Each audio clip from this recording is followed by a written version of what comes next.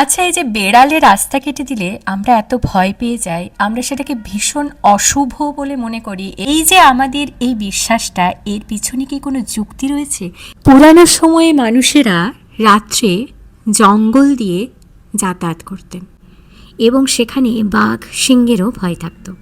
আর আমরা সবাই জানি রাত্রিবেলা বেড়ালের চোখগুলো বাঘের মতোই চকচক করে।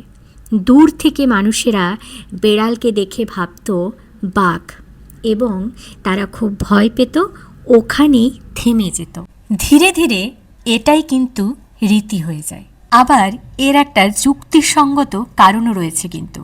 প্রাণীরা শিকারের পিছনে দৌড়তে দৌড়তে হঠাৎ করে রাস্তা পার হয়। আবার যদি শিকার না পায়, শিকার ধরতে না পারে, তাহলে হঠাৎ করেই কিন্তু আবার সেই রাস্তায় দ্রুত ফিরে আসে। তখনই সেই রাস্তায় যদি কোনো গাড়ি চলে আসে, তাহলে কিন্তু খুব জোর চান্স থাকে দুর্ঘটনা ঘটে যাওয়ার।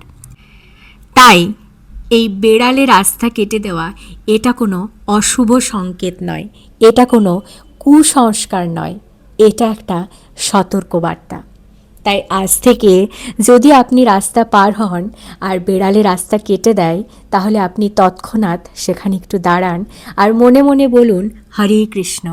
তারপর আবার নতুন আত্মবিশ্বাসের সাথে রাস্তা ক্রস করুন।